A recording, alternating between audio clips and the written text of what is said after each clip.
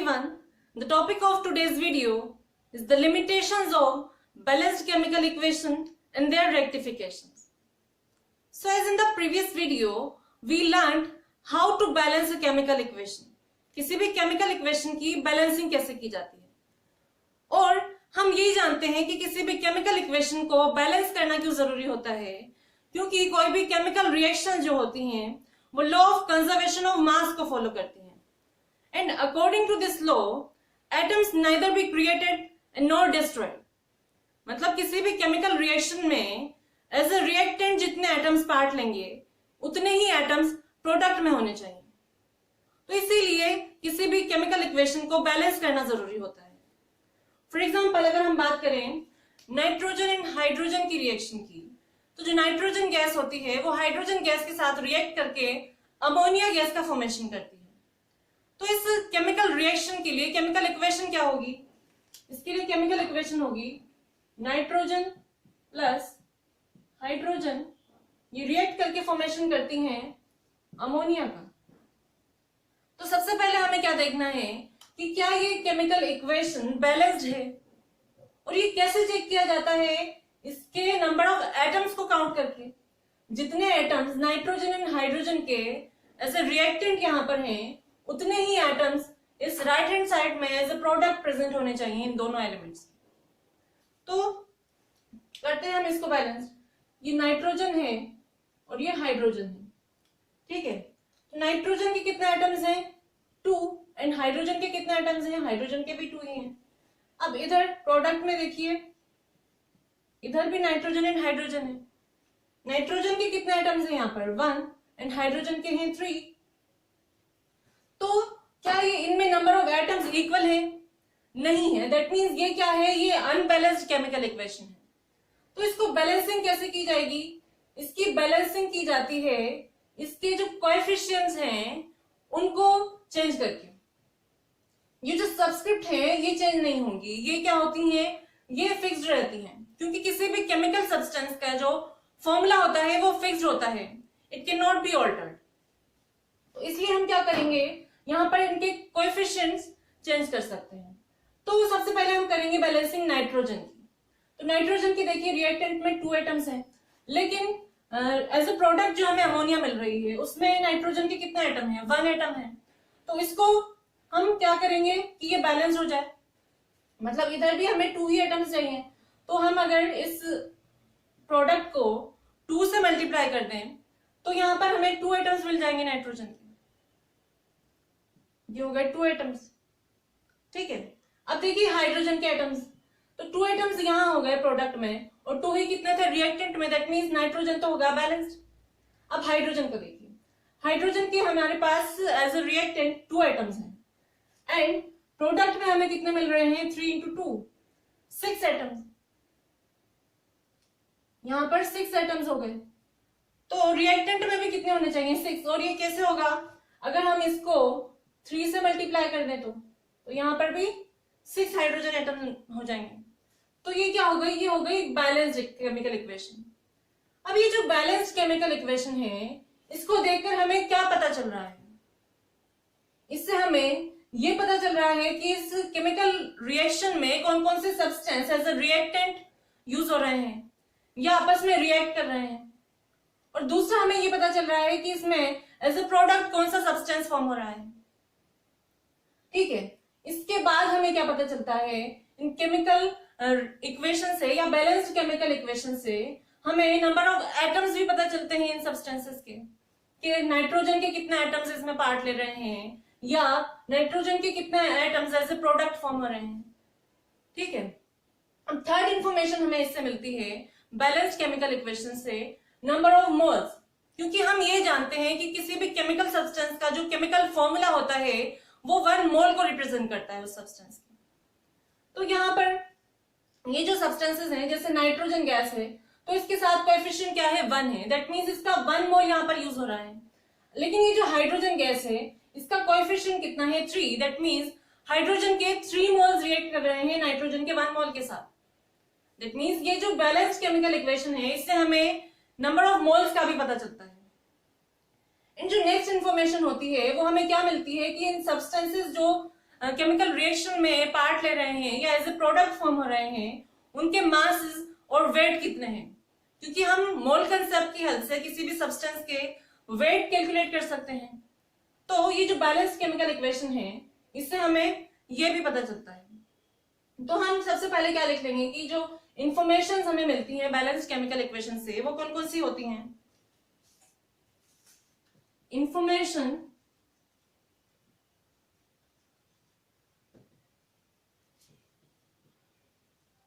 conveyed by balanced chemical equations। तो हमें क्या पता चलता है, सबसे पहले हमें पता चलता है we get the information about reactants and products, about reactants and products। And next information हमें मिलती है नंबर ऑफ एटम्स की।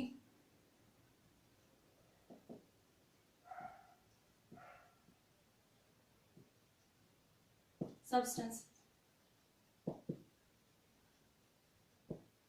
and then we get the information about the number of moles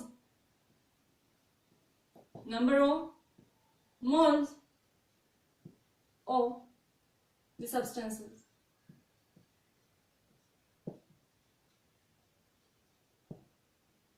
and हमें क्या पता चलता है, इनके मास और वेट और सब्सटेंसेस।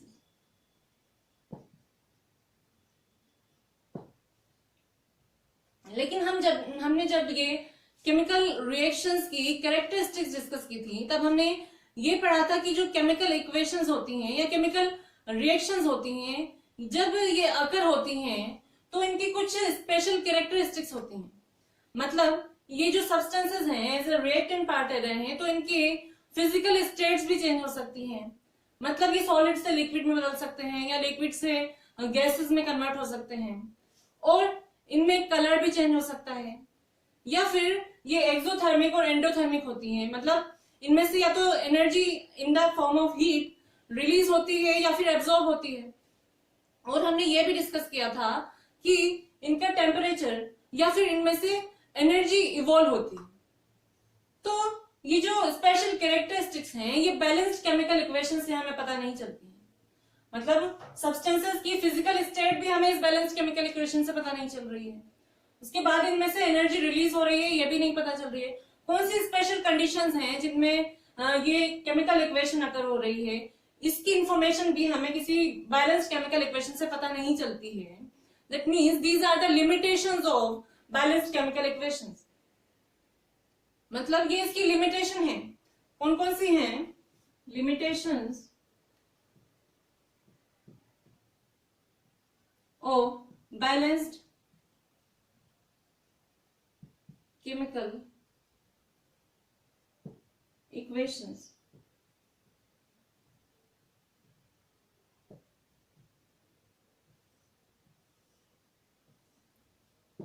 फर्स्ट लिमिटेशन होती है, we do not get the information about the physical states of substances।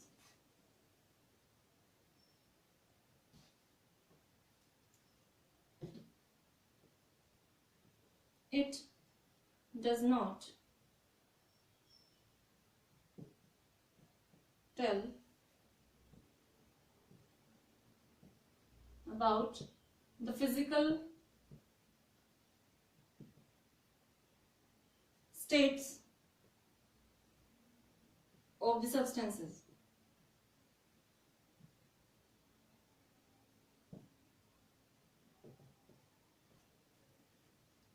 Second होती है, it does not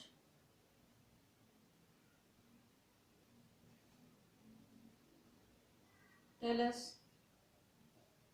about the change in temperature.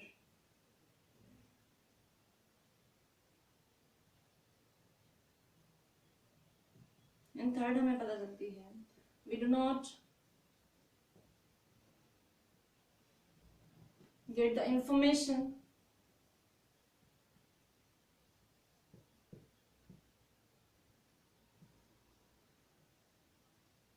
about the conditions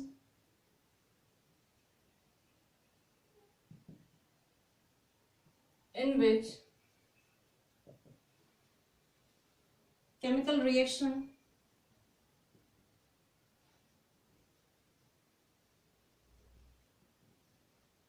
takes place.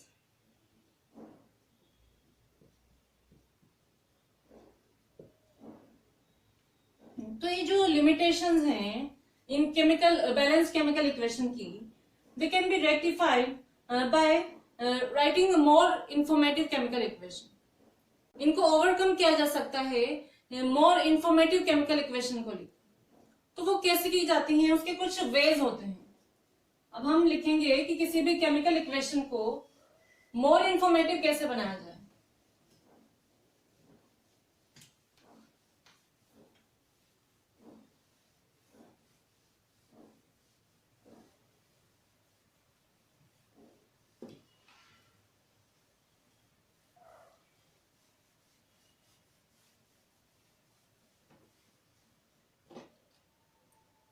More informative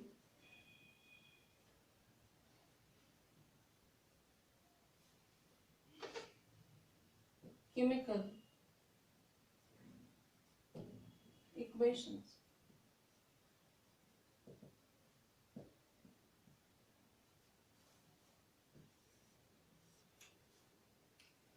तो जो मोर informative chemical equation होती है वो balanced chemical equation होती है जिनके साथ हम कुछ और सिंबल्स में ऐड कर देते हैं.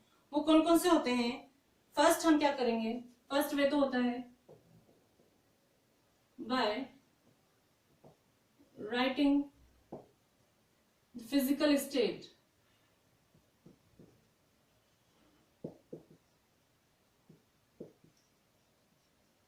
और substances.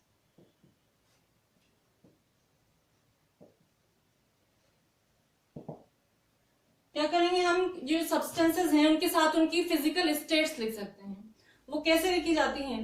तो सबसे पहले तो हमें ये पता होना चाहिए कि सब्सटेंसेस की फिजिकल स्टेट्स कौन कौन सी होती हैं. कौन कौन सी होती हैं? एक तो होती है सॉलिड, दूसरी होती है लिक्विड और होती है गैसेस. तो इनको कैसे लिखा जाता है कि जब किसी केमिकल रिएक्शन में कोई सब्सटेंस या रिएक्टेंट या प्रोडक्ट अगर सॉलिड फॉर्म में है तो उसके साथ हम स्मॉल s लिख देंगे इन ब्रेसेस में, ठीक है. और अगर लिक्विड है तो स्मॉल l हम लिख देते हैं. और अगर गैसियस कंपाउंड है या गैसियस सब्सटेंस है तो उसके साथ लिख दिया जाएगा स्मॉल g, ठीक है. और भी कुछ होते हैं सब्सटेंसेस, जैसे कि एक्वियस सोल्यूशन होता है. मतलब किसी भी सब्सटेंस का जो वाटर में डिसॉल्व सोल्यूशन होता है उसको बोला जाता है एक्वियस सोल्यूशन. तो एक्वियस सोल्यूशन लिखने के लिए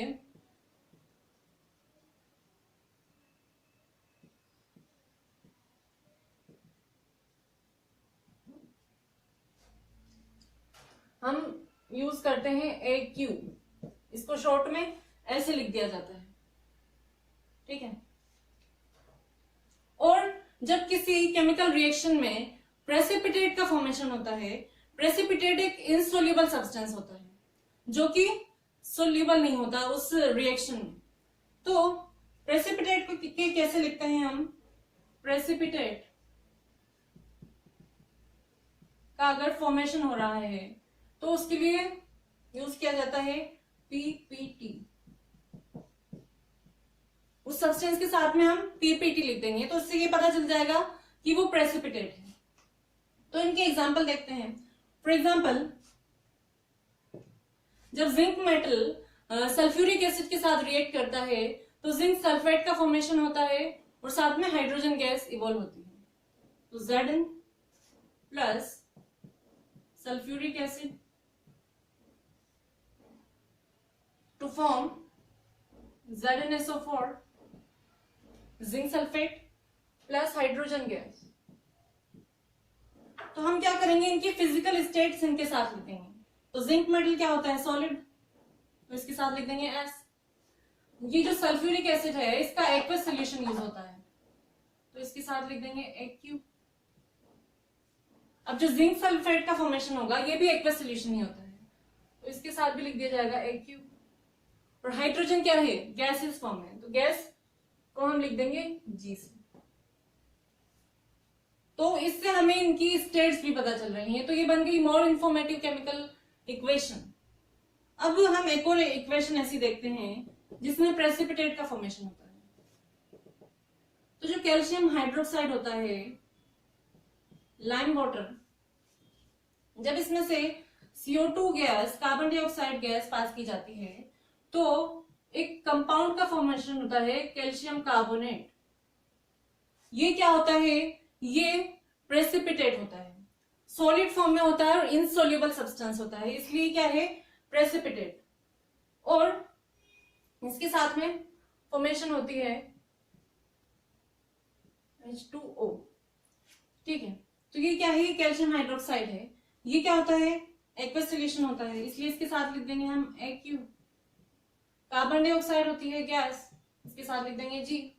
और ये क्या है, सॉलिड है लेकिन ये प्रेसिपिटेट फॉर्म करता है, इसलिए इसके साथ हम लिख देंगे PPT, कैल्शियम कार्बोनेट। और वाटर क्या होता है, लिक्विड फॉर्म। तो ये भी क्या बन गई, मोर इंफॉर्मेटिव केमिकल इक्वेशन बन गई। अब जो नेक्स्ट हम वे होता है किसी भी केमिकल इक्वेशन को मोर इंफॉर्मेटिव बनाने का, वो क्या होता है कि जो केमिकल इक्वेशंस होती हैं उनके साथ अगर उनमें अगर एनर्जी रिलीज हो रही है या एनर्जी एब्जॉर्ब हो रही है, मतलब या हम कहें कि वो एक्सोथर्मिक या एंडोथर्मिक रिएक्शन है, तो ये हमें कैसे पता चलेगा, उसके साथ हम लिख देंगे हीट। सेकेंड वे होता है by indicating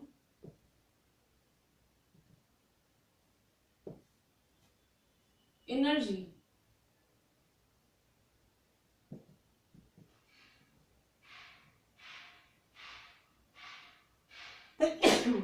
sorry, released or absorbed in chemical reaction।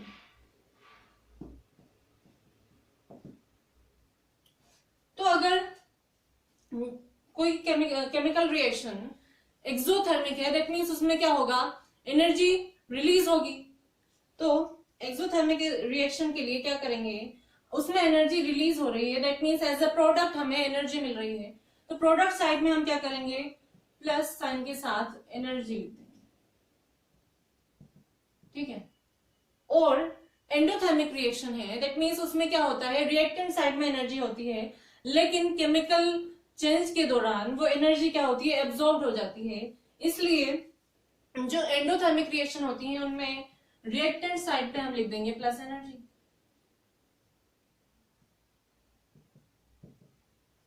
तो अब इनके एग्जाम्पल देखते हैं। सबसे पहले हम देख लेंगे एक्सोथर्मिक।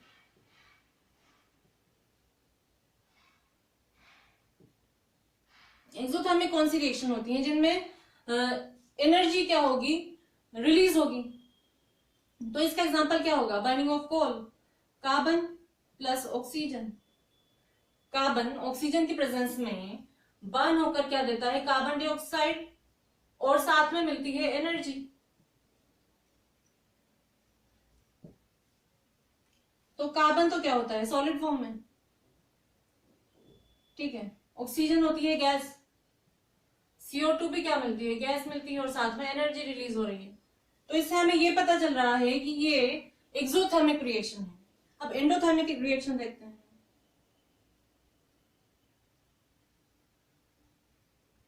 एंडोथर्मिक रिएक्शन होती है जो नाइट्रोजन और ऑक्सीजन रिएक्ट करके जब नाइट्रोजन मोनोऑक्साइड का फॉर्मेशन करती हैं, तो इस रिएक्शन में एनर्जी एब्जॉर्ब हो जाती है।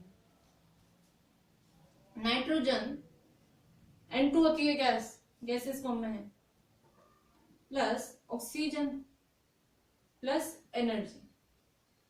तो क्योंकि इसमें एनर्जी एब्जॉर्ब हो रही है, इसलिए एनर्जी वाला साइन वो सिंबल हम कहाँ लिखेंगे, रिएक्टेंट साइड में। इससे फॉर्मेशन होता है नाइट्रोजन मोनोऑक्साइड। तो ये क्या है,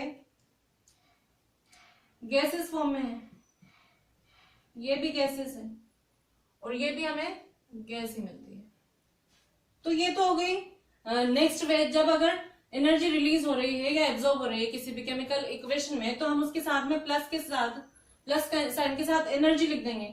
अगर एनर्जी रिलीज हो रही है दैट मीन्स प्रोडक्ट साइड में लिखा जाएगा, और एनर्जी एब्जॉर्ब हो रही है तो कहाँ लिख दिया जाएगा, रिएक्टेंट साइड में।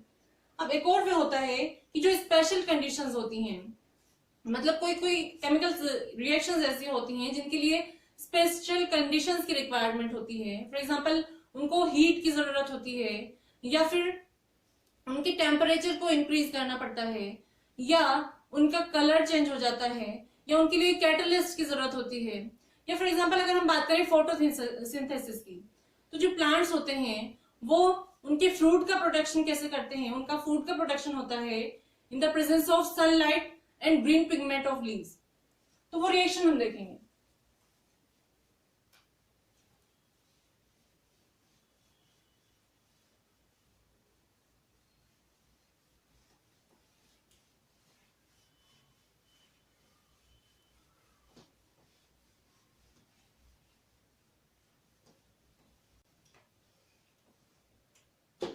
तो नेक्स्ट वे होता है किसी भी केमिकल इक्वेशन को मोर इंफॉर्मेटिव बनाने का, बाय इंडिकेटिंग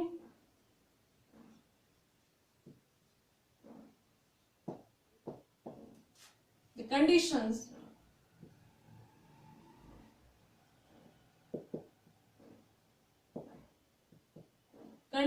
हम उस केमिकल इक्वेशन में इंडिकेट कर देंगे। और वो कैसे इंडिकेट की जाती है, जो एरो साइन होता है किसी भी केमिकल इक्वेशन में, उसके या तो हम ऊपर लिख देंगे या फिर नीचे लिख देंगे वो कंडीशंस। अगर उसमें हीट की जरूरत हो रही है किसी भी केमिकल रिएक्शन में, तो उसके लिए डेल्टा साइन यूज होता है इस एरो के ऊपर। और अगर कोई स्पेसिफिक टेम्परेचर पर वो रिएक्ट कर रहे हैं सब्सटेंसेस, तो वो जो टेम्परेचर होता है उसको भी इस एरो के साथ में लिख दिया जाता है, ऊपर या नीचे कहीं भी। तो हम बात कर रहे थे फोटोसिंथेसिस की। तो जो प्लांट्स होते हैं वो फोटोसिंथेसिस से क्या करते हैं, उनके फूड का प्रोडक्शन करते हैं। तो फोटोसिंथेसिस में क्या होता है, फोटोसिंथेसिस में कार्बन डाइऑक्साइड वाटर के साथ रिएक्ट करके ग्लूकोज एंड साथ में ऑक्सीजन गैस का फॉर्मेशन करती है। लेकिन ये जो केमिकल रिएक्शन होती है फोटोसिंथेसिस वाली, इसके लिए स्पेशल कंडीशंस रिक्वायरमेंट होती है। वो कौन कौन सी होती हैं कंडीशंस? फर्स्ट तो हमें किसकी जरूरत होती है, इन प्लांट्स को, इनको सनलाइट की जरूरत होती है। एंड सेकंड, जो क्लोरोफिल पिगमेंट होता है ग्रीन प्लांट्स का, उसकी जरूरत होती है। तो ये रिएक्शन क्या होगी फोटोसिंथेसिस वाली, कि जो कार्बन डाइऑक्साइड होती है वो वाटर के साथ रिएक्ट करके क्या बनाती है, ग्लूकोज एंड ऑक्सीजन। ये क्या है, कार्बन डाइऑक्साइड गैसेस फॉर्म में है, H2O क्या है, लिक्विड फॉर्म में है, और ये क्या बनता है, ये बनता है एक्वस सॉल्यूशन ग्लूकोज, और ये भी क्या है, गैसेस।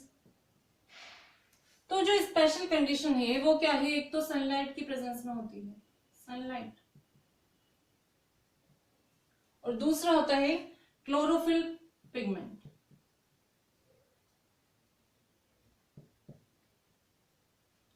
तो ये क्या बन गई, ये मोर इंफॉर्मेटिव इक्वेशन बन गई इसकी फोटोसिंथेसिस की।